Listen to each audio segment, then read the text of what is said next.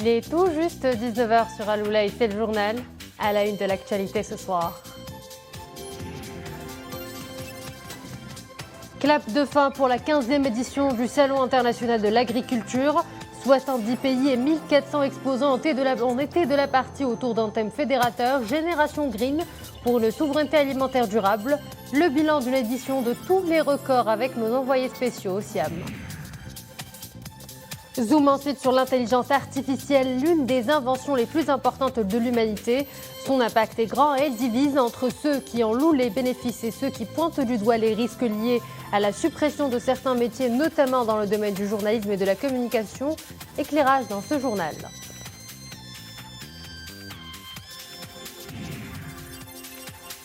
Et puis nous irons à Khribga pour les temps forts de l'ouverture du 23e Festival du cinéma africain qui met sous les feux de la rampe un continent riche en histoire, en culture et en patrimoine.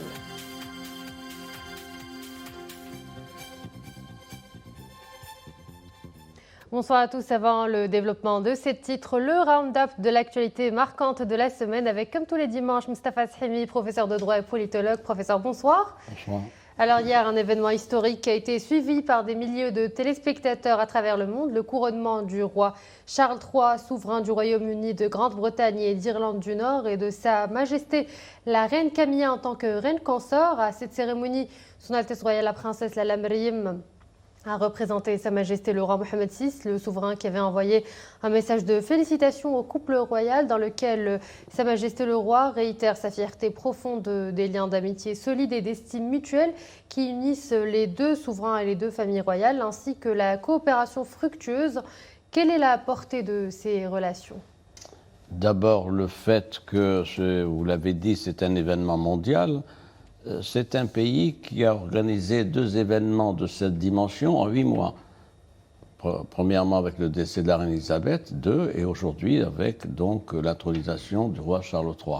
C'est extrêmement important comme phénomène médiatique et politique. C'est aussi le soft power, mais c'est un autre débat. Les relations entre les deux royaumes, entre donc le Rabat et Londres, sont des relations historiques. C'est des relations historiques. C'était 2 empires. On pourrait mettre dans cette chronique, il était une fois l'histoire de 2 empires. 2 empires, c'est extrêmement important. Vous savez que c'est des relations qui sont multiséculaires, plus de 8 siècles, attestées par des relations diplomatiques, commerciales, militaires, des alliances, etc. Donc il y a eu beaucoup d'échanges sur ce plan-là, avec des échanges d'ambassadeurs des 2 côtés, etc. Donc ça, c'est important. Deuxième élément, ce sont des pays et des empires qui n'ont pas eu de contentieux. À la différence d'autres pays européens, c'est extrêmement important. Et puis il y a les liens, vous y avez fait référence, les liens particuliers entre les 2 familles royales. Il y avait les liens de la reine Elisabeth II, vous le savez, qui avait des relations particulières avec le Maroc et qui était venue ici d'ailleurs en octobre 80, qui avait été reçue par feu Sa Majesté Hassan II. Il y a le message de Sa Majesté Mohammed VI adressé lors de ses obsèques où il a fait, en septembre dernier, il a fait référence à une amitié très spéciale qu'il y avait donc avec la reine Elisabeth II. Il y a aussi les princes qui se connaissent. Vous savez que le prince Charles est venu au Maroc en 2011, l'un de ses enfants, le prince Harry aussi, est venu, donc il y a des liens constants, etc. Et là, c'est quelque chose d'important. Ajouter à ça la dimension renouvelée maintenant des échanges commerciaux, culturels, etc. Même si le Royaume-Uni est sorti de l'Union européenne avec le Brexit, mais précisément c'est une opportunité pour promouvoir davantage les relations entre les 2 pays.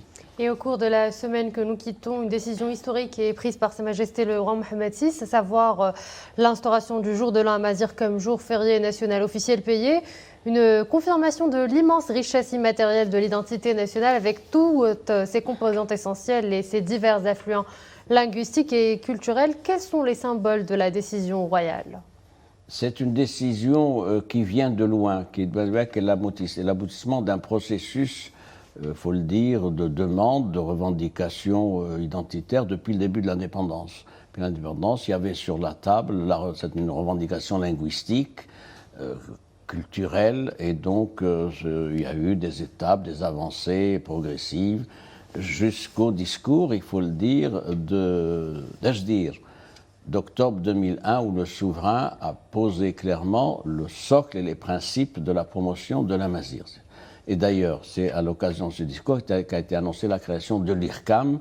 J'ajoute que 3 mois auparavant, dans le discours du trône du 30 juillet 2001, le souverain avait insisté sur la nécessité, 2001, je ne parle pas de 2011, la Constitution, déjà en 2001, insistait sur le fait que l'identité marocaine était plurielle.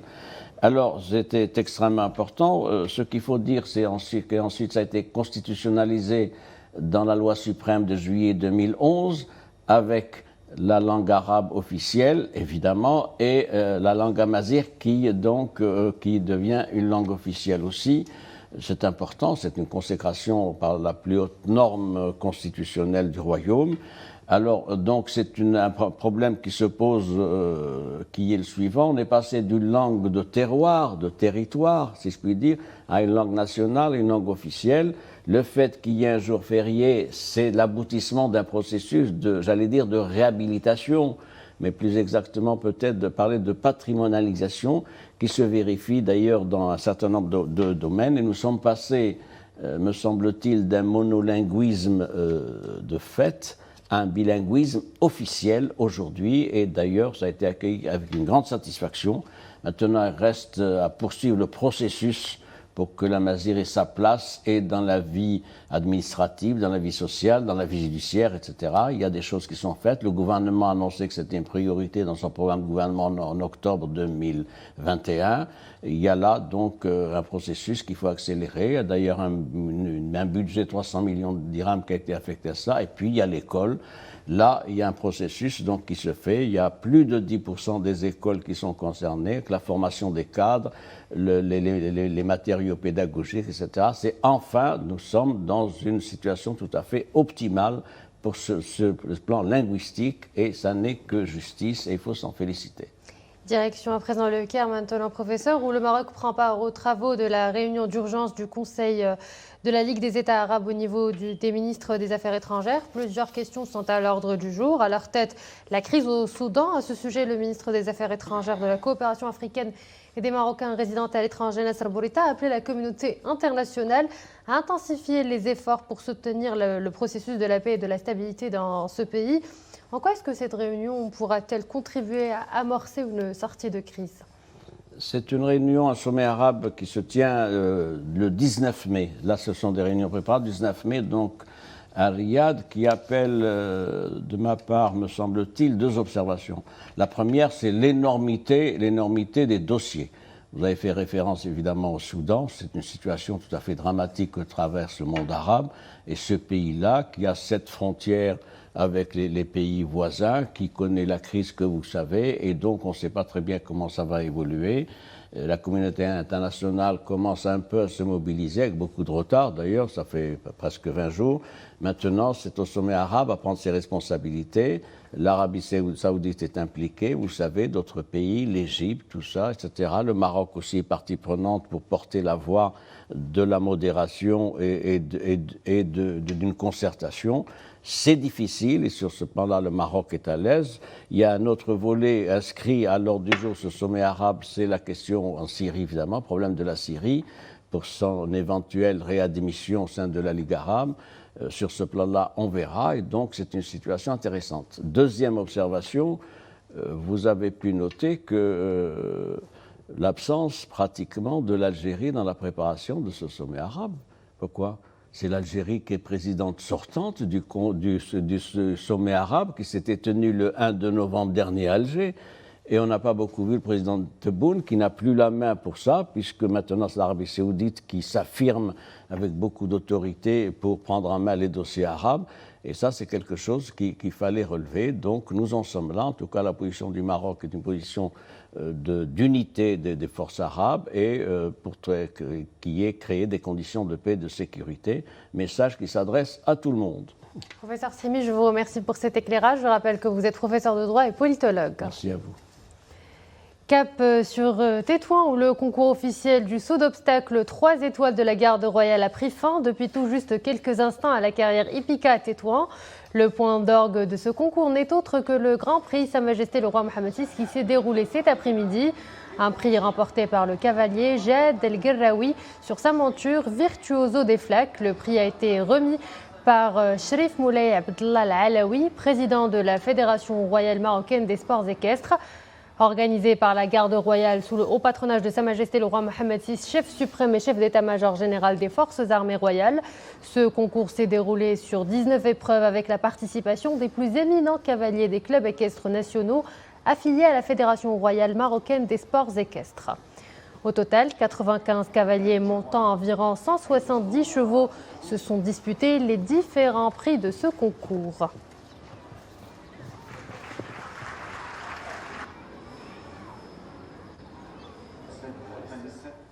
C'est déjà la fin du Salon international de l'agriculture au Maroc. Tout au long de la semaine, professionnels et visiteurs ont pu découvrir la diversité de produits du terroir et savoir-faire marocain à travers les 12 régions du royaume, mais pas que. Le salon était également ponctué de conférences de haut niveau. Le bilan de cette semaine intense en activité avec nos envoyés spéciaux sur place, Mariam Messi, Abdelfatah Zouid, Ahmed El Fadeli et Adil Maroufi. Il a passé sa dernière journée au salon. Ce taureau blanc-bleu belge de 30 mois s'apprête à quitter son enclos après 6 jours de retrouvailles avec le grand public. Un dernier au revoir, le séjour à Meknès est fini pour ces animaux. L'occasion pour les plus forts. C'est la première fois que je visite le salon d'agriculture et j'aime bien voir les animaux, les chevaux et les moutons. Enfin, déjà, c'est parce que j'aime bien les caresser. Et les chameaux, c'est la première fois que j'en vois. Je crois que les filles aiment beaucoup ici parce que ça nous dépayse aussi un petit peu, parce que c'est des animaux qu'on ne voit pas forcément là où on habite. Chez les commerçants, on profite encore des dernières arrivées. Je suis ici pour m'informer. Je suis impressionnée par la richesse de notre terroir. En tant que grande passionnée de la cosmétique bio, j'ai devant moi un large choix de gammes, toutes plus intéressantes les unes que les autres. Une affluence exceptionnelle et un public largement familial, de gourmands et de gourmets en quête de petits plaisirs à déguster. Des pôles stars, comme chaque année, qui sont l'élevage, les produits de terroir. Nous avons reçu 550 coopératives cette année qui ont exposé des produits de très haute qualité avec un très beau packaging. Une avalanche de visiteurs, les 10 pôles du salon sont encore densément remplis ce dimanche. Plus de 900 000 visiteurs ont foulé ces allées. La 15e édition du Salon international de l'agriculture aura battu tous les records de fréquentation. Nous avons enregistré cette année un engouement particulier pour tout ce qui est exposant et exposition. Nous avons reçu 1376 exposants cette année qui ont exposé sur 18 hectares. Le SIAM 2023, c'est surtout aussi tout un programme de rencontres. 41 ateliers et conférences ont rythmé les travaux de cette édition, dont 2 internationales.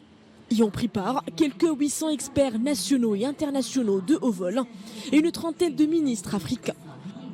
De quoi donner une tonalité qui renforce encore plus la légitimité de ce salon depuis la capitale ismaélienne, porte-étendard de l'agriculture africaine et mondiale. On est heureux que cette tribune se passe à Meknès, une grande ville agricole, et tout cela grâce au soutien de Sa Majesté le Roi, de nos partenaires, que je ne saurais jamais suffisamment remercier. Le SIAM conforte ainsi sa position au premier rang des salons les plus plébiscités du Royaume et d'Afrique. Un rendez-vous incontournable qui met en vitrine les avancées du Maroc dans le domaine et confirme le rôle crucial de ce secteur, pilier de l'économie nationale. Dans notre page santé, focus sur une innovation de la médecine esthétique régénérative, le plasmagel. La technique est récemment introduite au Maroc et fait déjà des émules.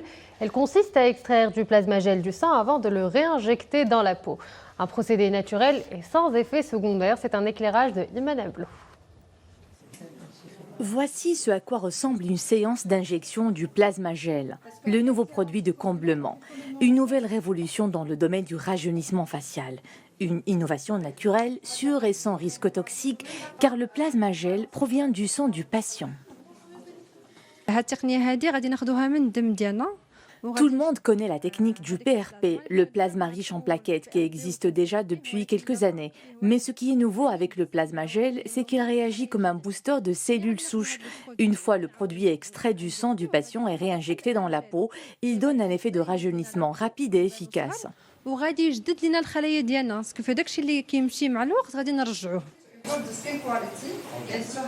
Un comblement facial naturel sans contre-indication qui peut s'utiliser sur le visage, le cou et les mains.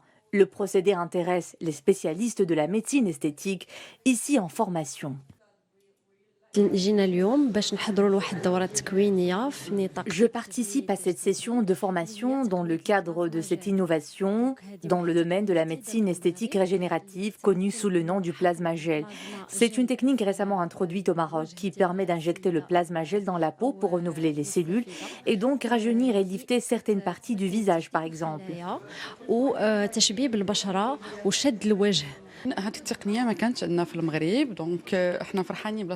Nous sommes contents de l'introduction de cette innovation au Maroc qui promet de ralentir le vieillissement de la peau par l'injection de produits naturels. De plus en plus de femmes s'assurent des composantes car elles ne veulent plus de produits chimiques.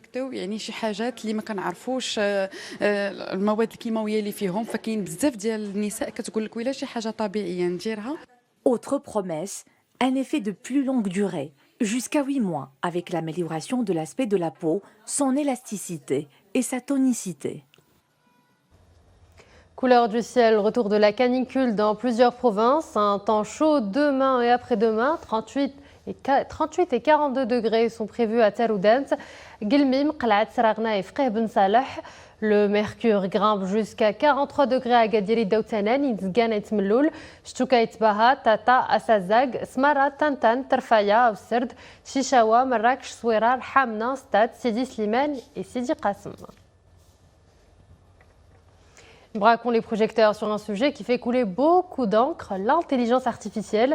Ces dernières années, elle est partout, elle investit tous les domaines et nourrit la polémique entre ceux qui louent les bénéfices que l'on peut en tirer et ceux qui pointent du doigt le risque qui plane sur de nombreux domaines, dont celui de l'information et de la communication. Alors, quel impact sur ces métiers? Réponse dans ce reportage à Tétouane de Abdelali Gnouni et Yassine Njloun avec Zakaria Mouqin Billah. Nous sommes au siège d'un journal électronique à Tétouan. Depuis quelques mois, le directeur de ce site d'information fait appel au service d'une application d'intelligence artificielle. Un puissant allié dans son travail pour disposer de photos, d'informations et d'articles détaillés pour enrichir le contenu de son site. Pour lui, c'est une véritable révolution.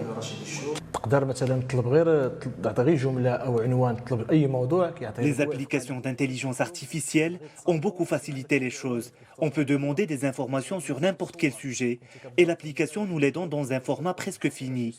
Il suffit de rectifier quelques erreurs et l'article est prêt à être diffusé. C'est pareil pour les photos.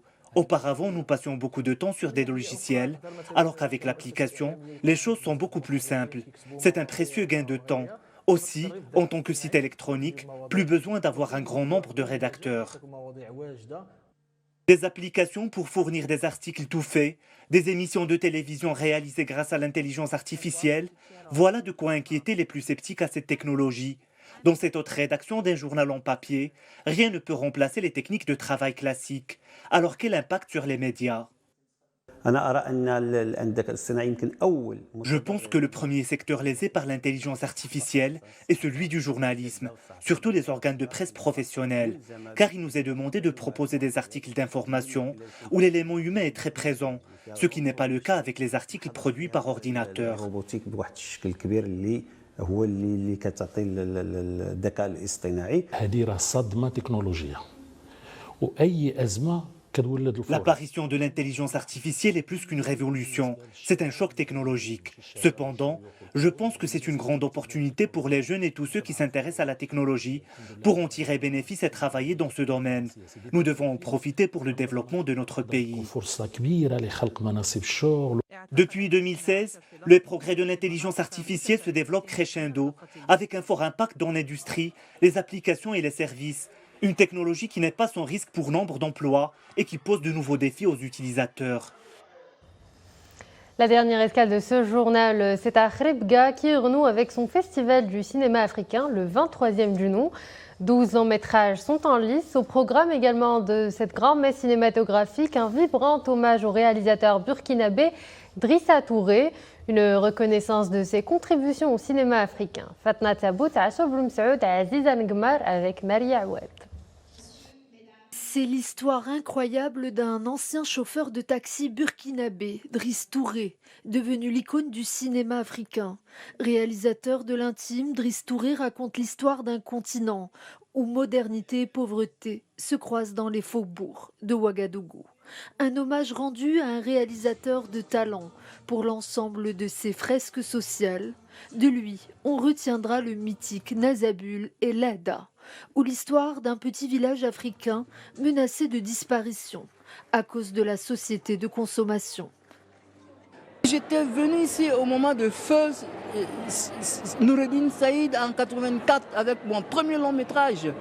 Et c'est ce festival qui me rend hommage. Ça veut dire que je suis revenu à la lumière et que je vais encore faire des films. Riche de ces genres, le cinéma africain soulève des problématiques sociétales contemporaines, parmi lesquelles l'immigration et l'exil, l'amour, la famille, le rêve et l'idéal, un cinéma militant dont la vocation première est de rapprocher les gens. Ce festival a pour vocation de mettre en lumière le cinéma africain afin de le faire connaître au grand public. C'est un cinéma engagé, militant, très varié, dont le but est d'émouvoir et de divertir tout en faisant réfléchir le spectateur. Voilà pourquoi nous sommes très fiers de lui rendre hommage. 12 longs métrages sont en compétition pour recevoir la récompense ultime, dont les favoris Citizen Kwamen du Rwandais Yuli Amuli et La plantation des planteurs de Dinga John Einstein. Résultat du vainqueur dans 6 jours, à la clôture samedi prochain. Et voilà, nous arrivons à la fin de cette édition. Merci à vous de l'avoir suivi. Excellent suite de programme sur Al-Oula.